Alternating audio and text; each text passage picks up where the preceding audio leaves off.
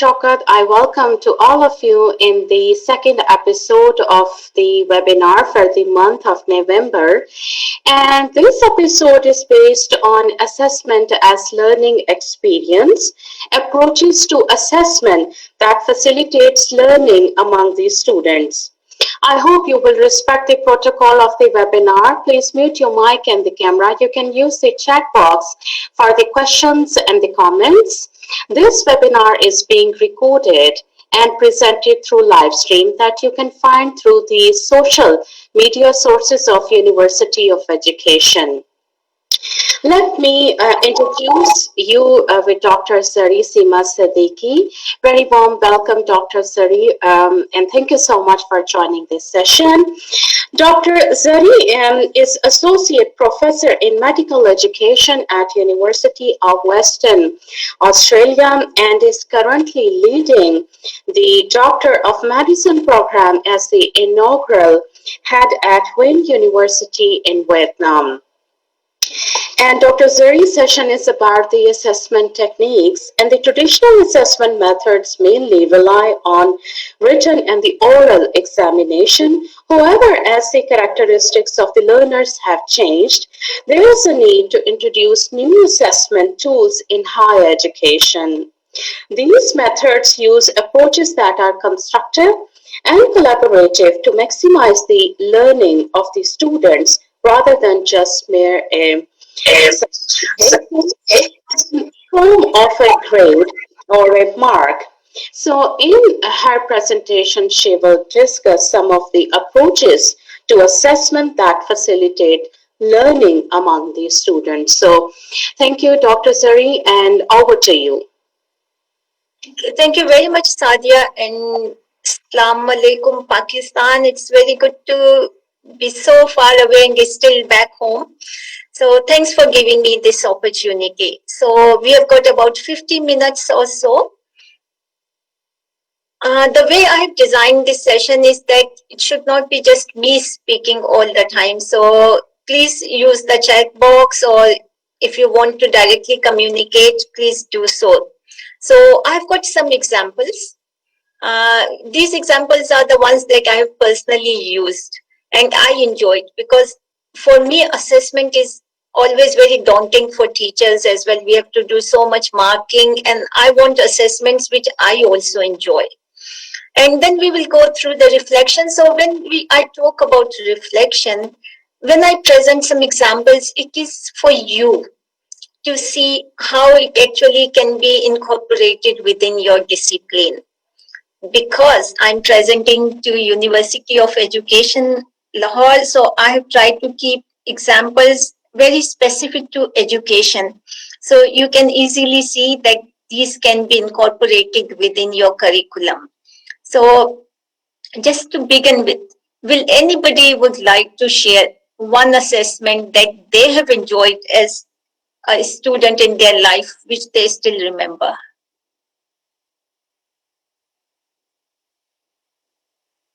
Anybody?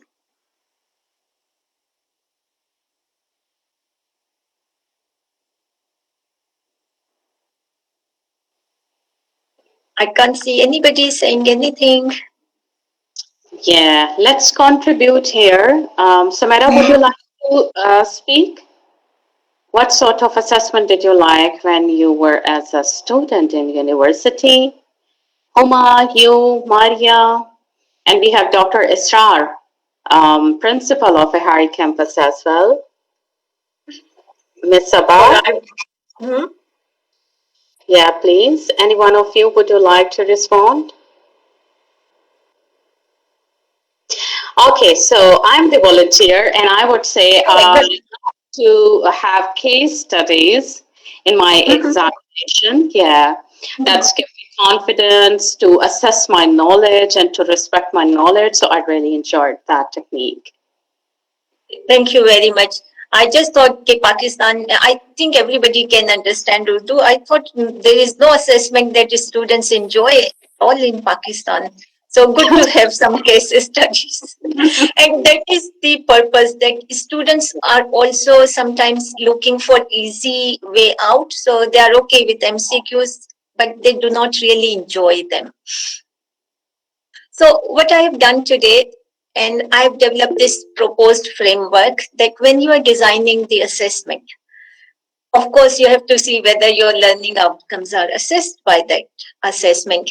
Then try to start using project assignments which are about planning, designing, or developing something. We can also have assessments which are student driven rather than we as teachers always deciding that you have to do this. Permit range of possibilities. Students are very much into technology, they may know more than us. So try to give them some possibilities of presenting the assessment. Assessment becomes a learning experience if they are based on life and culturally relevant experiences. So if they can see the relevance, why they are doing it, and how it is good for them when they are in practical life, they will enjoy. And assessments need to challenge. They should be assisting students to learn new things. So here are some examples about these 3 or 5 points that I've covered. This is online. At the moment, because of COVID, we all have gone online. Students do not like it, and for teachers, it is too much workload. Online essay questions are not much different from what essay questions you use. What happens in online, you let's say you design an essay question which has got 3 parts. So instead of giving students all 3 parts, you release one part for 1 week and ask students. A very simple thing to ask students is, what do you need to know more to solve this problem? And students start thinking. It is not something that they can do within 5 minutes, so let them think about it. They may search what information they want, and once they have posted that information, after 3 days or after 1 week, based on the assignment, you can release more information. And the students can see whether they were right or not. So students love that because it gives them something to think about. And when I received student feedback, I really like the comment that it was a very good learning process. So assessment is not just about getting the grade. It should be a learning process. Then when we talk about life and culturally relevant experiences, and because most of you are from the University of Education, I start online discussions about the policy on submission of late assignments. I have a case about self and peer assessment. What do you need to do if you need to change any of your assessments? So I created these cases for my students in education, and instead of telling them how they should do peer assessment, they already identified all the issues that they can face through that case study, and then slowly we come up with a resolution how we can do the best peer assessment, or what are the policies of your institution or other institution if you want to make any changes in the assessment. Here is one example that I use only about, it was last month. So I was teaching and I observed that a lot of students are using mobile devices in the class. They are on the phone, they are texting. So instead of telling them that do not use mobile device, I created a case for them. And I asked them, what are the issues that they can see in this case? I will give you time to read the case.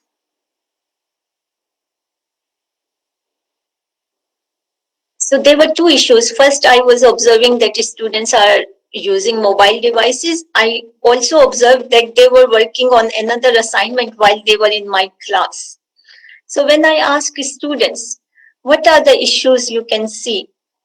This is what one of the groups come up with. They say, yep, they are too overloaded with assessments. They are lazy.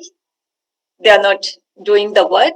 And the third, which really I wanted them to come up with, was self-respect. They were talking about that it is disrespectful to the class teacher that she is in the class and they are on mobile devices. And this helped me to develop the policy for mobile devices in the class. And after that case, they all realized they should not be doing any of these. The second approach that you can use, again, I'm leading the professionalism part. And professionalism is also very important for the teachers. So you can give them topics which they want to research. So here are some of the topics that I gave them because it is professionalism about doctors. And I asked them, after giving this topic, what exactly they want to research about this topic. This also trains them to identify the research questions. How do you phrase a research question? How do you go about searching the literature? So they have got about 5 weeks to do this group project. And after 5 weeks, they will submit a written report, plus they will present.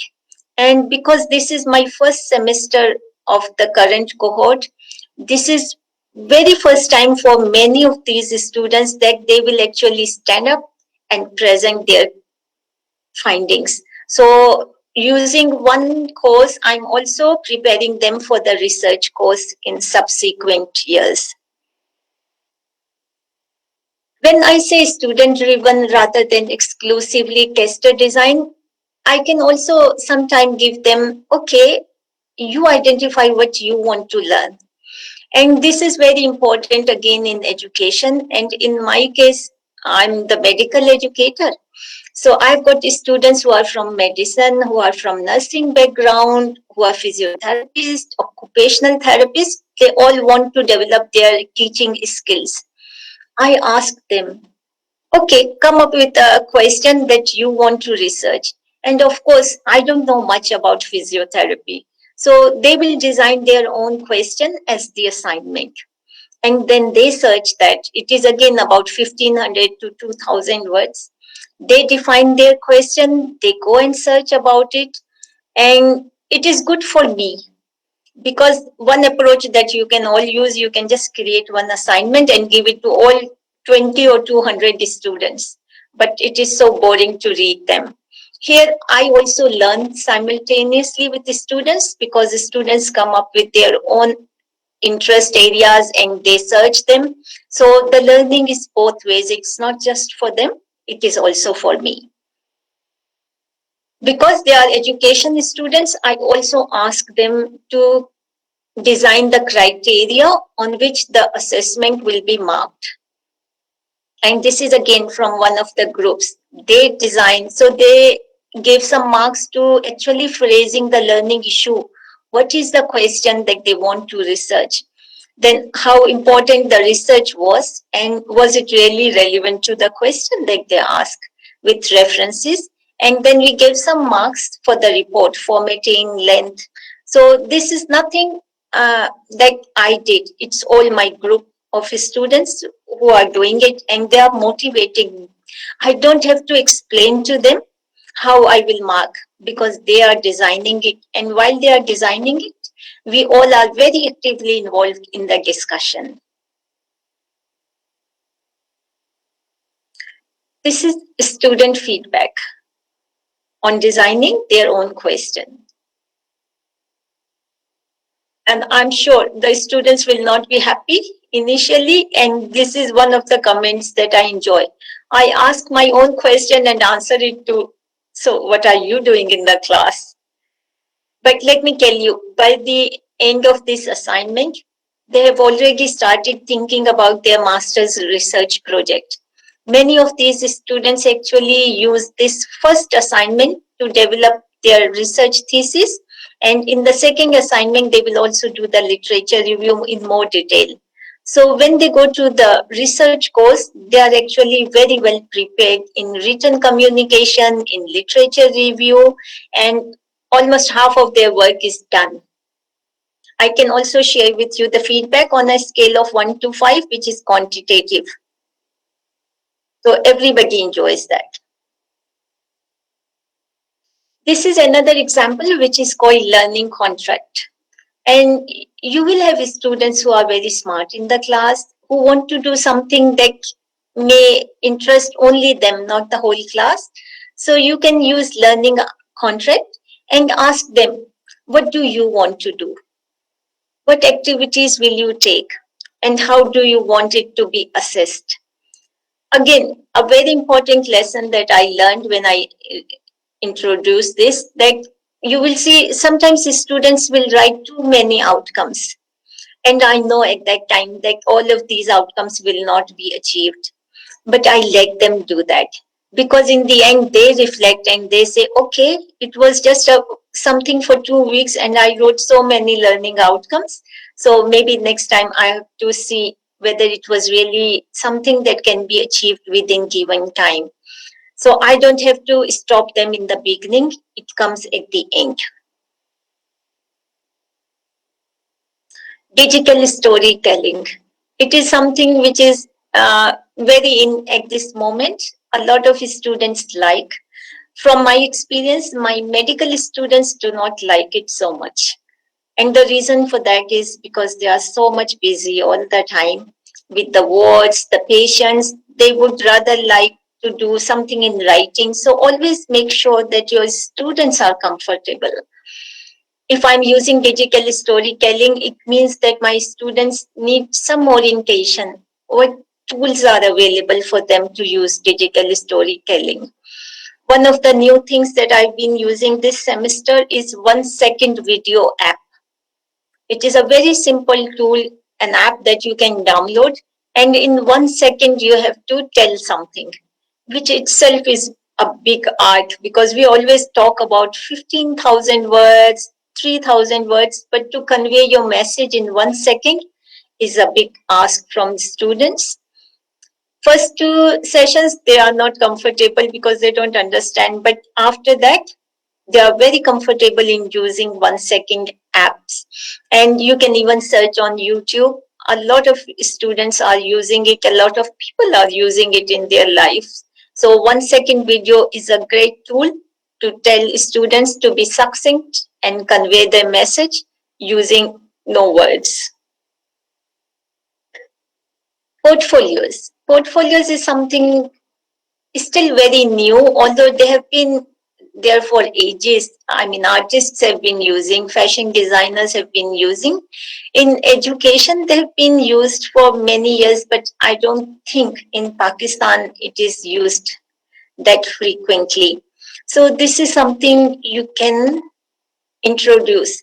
And one way in education is that you just get the job description of a lecturer, and when your students start to masters in education, you can say, look, at the end, you can develop an e-portfolio based on this job description, because you already have got like outcomes there. We use it in medical school a lot.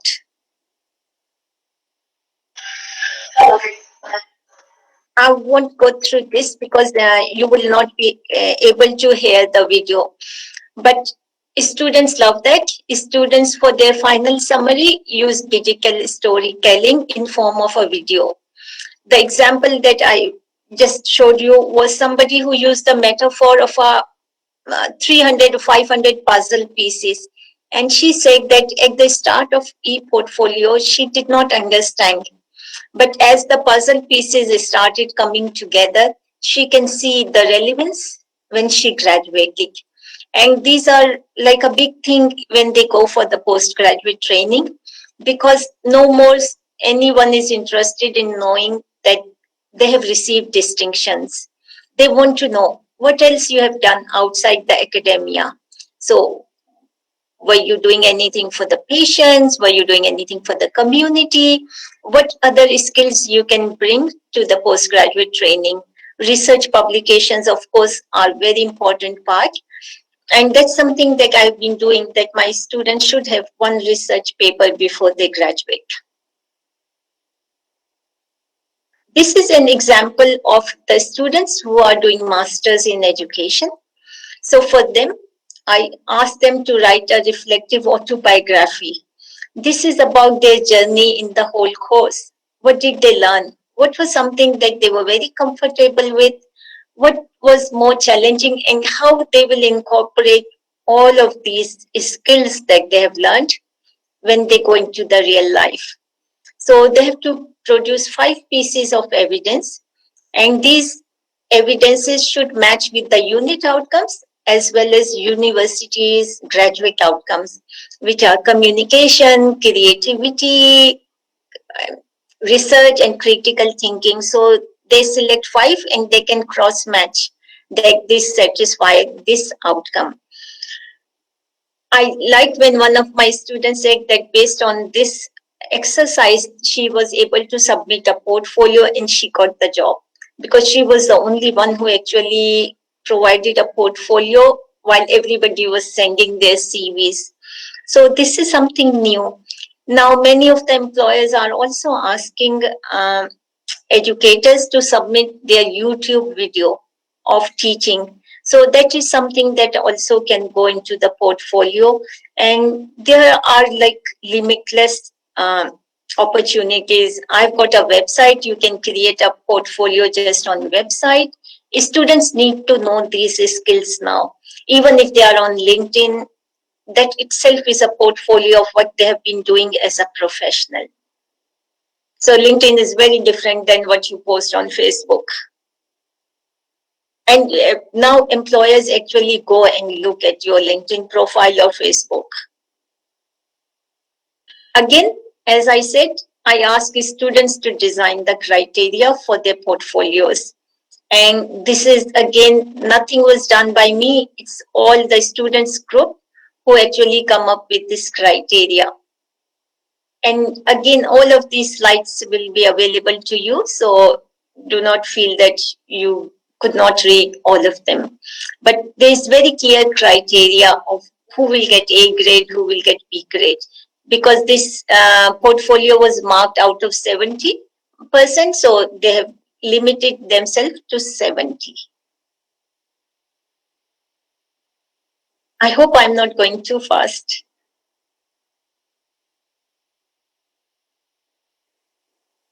So I'm just giving you an example that one of the unit outcomes was to develop the assessment blueprint for a course that they are teaching. And university outcome was critical thinking and problem solving skills. So one of my students submitted the assessment blueprint that she developed, and she said it also matches with the critical thinking because she has to make sure that assessment actually represents what was learned in the course. And you have to do a lot of problem solving, because especially when there are 5 courses and everybody wants to have more of their assessments rather than other. So it was definitely very challenging for her, but she did it. Again, students do value that at the end.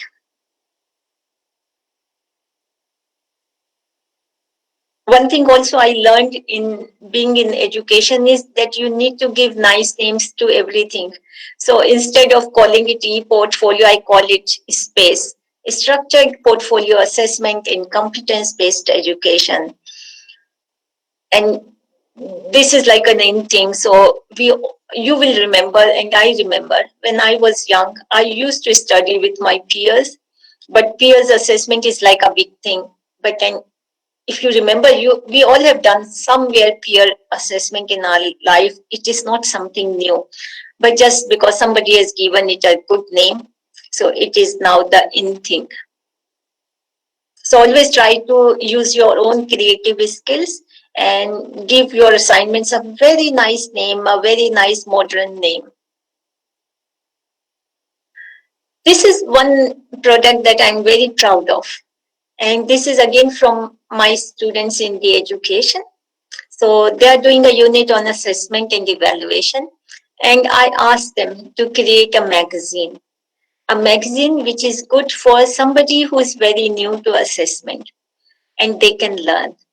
So when I gave it for the first time, which was in 2013, we did not have a name for this magazine. So my inaugural group actually come up with the name Assessment Zone for the magazine. And then till I was teaching, I think we had 4 or 5 issues of this magazine, which comes every year because I was teaching only in one semester. And it was like a very big thing for the students that they are creating a magazine which will be going to the general public. And it was not marked by me, it was marked by experts in the assessment. And they try to come up with something very innovative, making aunt agony. So you ask expert the questions and they will find the answers. So again, if you search assessment zone with my name, you can find all the issues on the web. Uh, the assessment for this magazine was based on two things: the process and the product. So I also marked the process that the student group actually used to come up with this. And then the final product was marked by the experts. Collaborative assessment. This is something where you can use your normal tests that you are using, like MCQs, short answer questions. But instead of giving them to individual students, you pair them with another student and ask them to do this jointly. It was difficult task in the beginning, but what I want, as I have said, that assessment needs to be a learning experience. If they are discussing what is the right answer, how do we approach this assessment, they are learning at the same time. So rather than giving them pass fail, if through the assessment they can learn, that's good. I did have evidence that the students' marks were increased. So what we did initially for the pilot project, we gave them the test individually, and then afterwards we give the same test to them and pair them with another student and say, go back and do this exam again.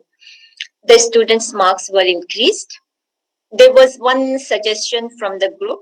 They say we should be allowed to choose the partner, which I did not agree with, because if I already told you that you will be partnered with these students, then it encourages selective study, because you can say, hey, Sadia, you do 5 chapters and I will do the other 5 chapters and we will get the good marks.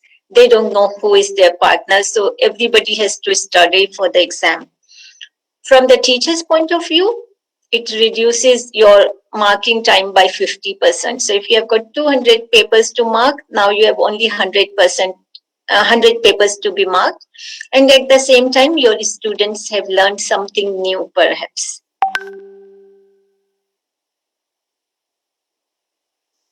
Again, when I say you allow students to experiment with their own suggestions, their own possibilities, this is one student's submission.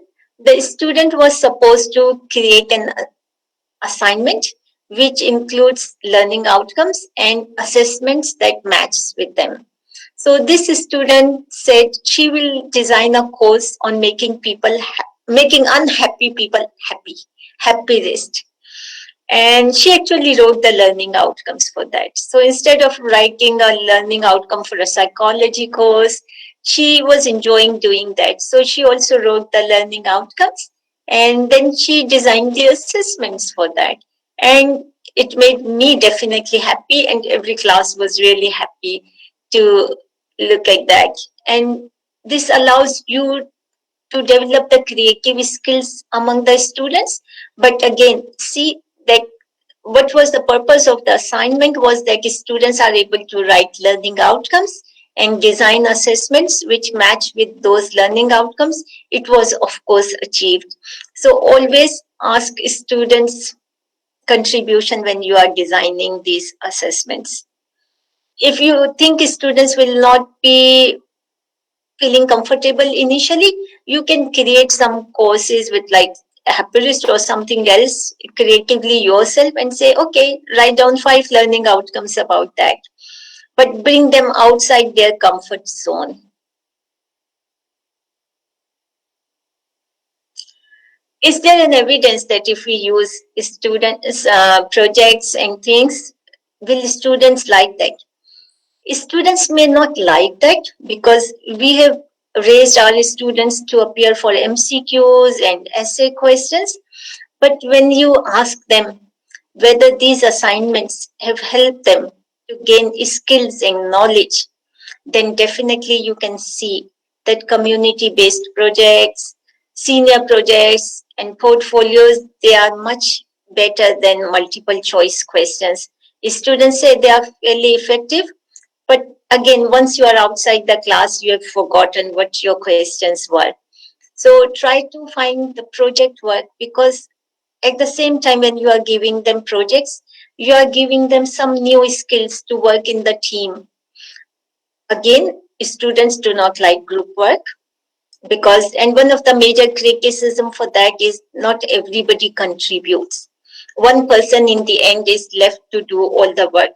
That is where your group process comes. So whenever I will use a project or I will use a team based learning, I will always allocate marks for group, how the group worked, how individual contributed, and it is a barrier. And if you train students in giving feedback, students are very comfortable in giving that feedback to a person that, hey, you did not contribute, so you cannot get the marks for that. So I always am against the philosophy that when you give a group project, everybody gets the same mark. No, maybe on the product, which may be a less portion of the process, but in the process, you get what you contributed. Finally, assessment based on constructivism. When you use students' own experiences, students' own choices to understand the concepts, it gives them pleasure. They are a contributor, they are a partner with you in the learning process, and they will enjoy it. So that's all from me, and I thought I will spend time answering your queries. You can, I've got my LinkedIn, you can be in touch with me, but I'm sure Sadia, I've allowed Sadia to give this presentation to you all, so feel free to use this any way you want. Thank you very much. Thank you so much, Dr. Zuri, for giving us this nice presentation. So it's a time for the question. Dear participants, you have a chance to ask questions from Dr. Zari. So let's see the chat box. Or if you want to just share your own experiences, something that you like. Yeah, you can share your experience, any compliment, just let us know. We have one question. It's a comment, I think, from Miss Samina Safdar. She is our teacher at Bankroad campus, and she's on study nowadays. And she is asking, please share the source of this research project related to students' performance in MCQs and essay type test. Which reference you are talking about? The last one that I showed?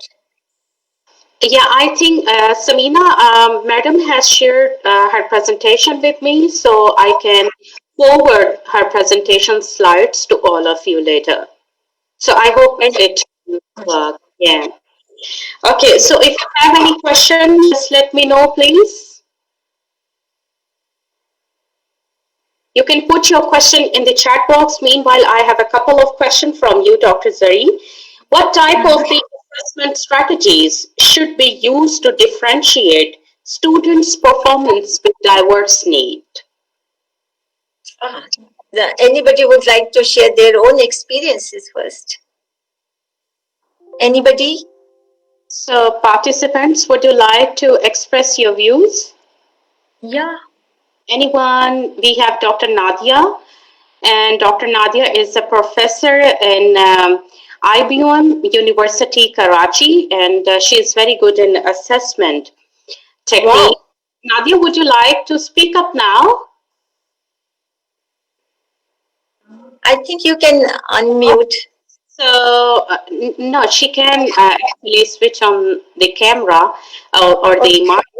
Well, we have Farwa. She raised her hand, or Aisha Please. Salim as well. Okay, so yeah, Aisha, would you like to speak up now? Aisha,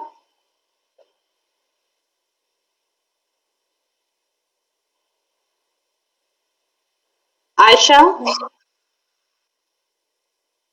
Okay, that's okay. So if you have got students with diverse needs, I think then the case is very strong that you have to permit a range of possibilities for the students.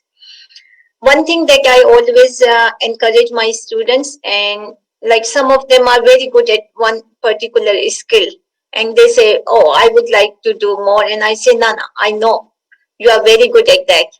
You need to do something extra now to show me." So, especially in the group process, I know there are students who are very good at making PowerPoint, and they will always take that task. So I know this student is very good. So I deliberately ask them to give me the group meeting minutes so I can see this student is actually doing something extra this time. So not developing the PowerPoint, some other person should do that. So when you have got students with diverse needs, the very first thing you need to identify what needs are there, what they can do best, and what are the areas where you need to improve. And if they are comfortable with you talking where the feedback comes along, then they will be happily be encouraged to do more. Ms. Farwa, would you like to ask any question from Dr. Zari? You raised your hand. Would you like to speak up now?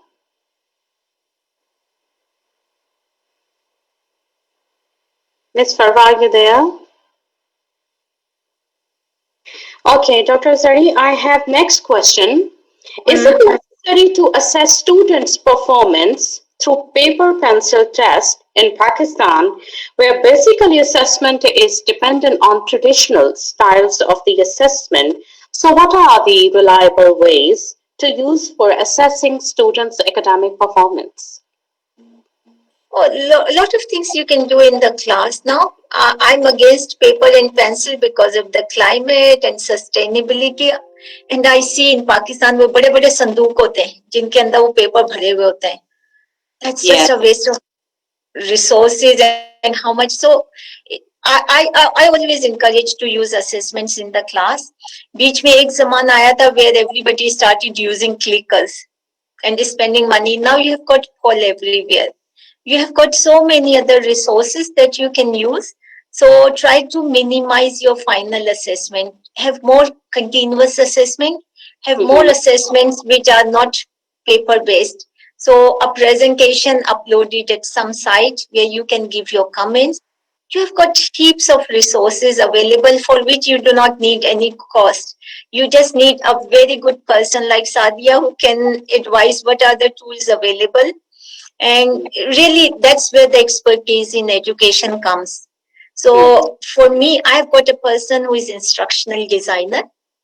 So she sits with my faculty and she identifies their needs and she suggests. And mhm. there may be some tools that you need to buy once for everyone, but it is not really the role of faculty. Faculty is already so experienced. They don't need that support to guide the faculty. Otherwise, it becomes a huge workload for them. But definitely, there are tools available. There are best practices model that you do not need to use paper and pencil. Okay, so what are the trends in terms of assessment they are being used in the West? E-portfolio. E-port. E-portfolios are coming like it's a big thing. Again, students' feedback is mixed at the moment. When I started using e-portfolios, my students were not very happy in the medical class, and they thought it is like an extra work for them to Oh, create an e-portfolio. It was there was a lot of resistance. Having said that, once my first class, so we started e-portfolios in 2014, mm, and 2018 our first cohort graduate, and they were still very unhappy that I make them do the portfolio. But within 1 year, I started getting feedback from the graduates that how good that portfolio was for them, because now everywhere where they are going for the postgraduate residency, they are asking them for portfolios. So we make them start this e-portfolio right from their year one. So now the perception in the class has changed because their peers are telling them that, hey, this portfolio will help you a lot in your future. So I think e-portfolios are the ones where we should invest a lot of energy in Pakistan and train our faculty. Faculty should also start using e-portfolios for their own, because once you role model yourself, your students will be happy. And I think in education, we should do nothing but just an e-portfolio assessment. So, would you mind if I just request for another session on e-portfolio on the faculty professional development? They may be in next month. So, would you be happy to Yep, deliver? sure, Yeah. sure. Happy to share.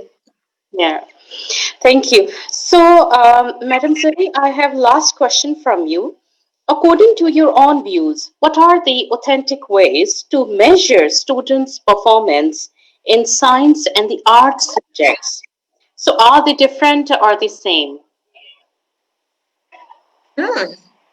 I think they are same, because I do not really differentiate between a student who is doing science and arts, because the skills are the same. So when Hmm. I talk about creativity, a science student needs creativity, an arts student needs creativity. So for me, again, the authentic, again, I will go back to e-portfolios. There is nothing better than e-portfolios. E-portfolios can have a log of what experiments they've been doing in science. In arts, they can have a log of something they started, which was not very good in the beginning, but by the end, they were able to achieve.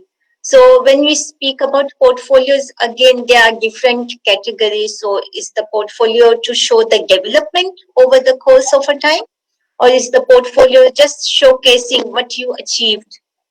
So that is where the dialogue should happen. Okay, if we are using this, which model we want to use. So giving you our example, in the medical course, when we started the portfolio, in the first semester, they have to design their learning plan.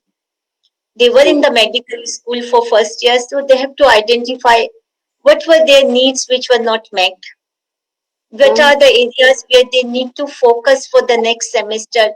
And transition to university is a big challenge for every student, whether the student is in from Pakistan or from any other Western country. So that transition can be documented. And if somebody is interested in doing a PhD, this is a very good project for them to see how students transition from one phase to another. So from high school to university, from university from one phase to a placement phase. So it's a very good PhD project if somebody is looking here. Wonderful, wonderful. Dear participants, if you have any question, this is the last chance for the call for the question. We have PhD students as well. So, yeah, do you have any questions? So please let me know. Otherwise, we are just about to finish this wonderful session that I really don't want. Oh, thank you. I'm thrilled. Okay, Dr. Zari, on behalf of University of Education, I'm really, really thankful to you for sparing your time and to conduct this session and for sharing the wonderful and the latest information regarding the assessment techniques. So thank you so much for joining us, and I'm looking forward to see you again in next month on the Faculty Inshallah. of Development Day. Thank you so much. Wasim, can you please stop recording so I can talk in the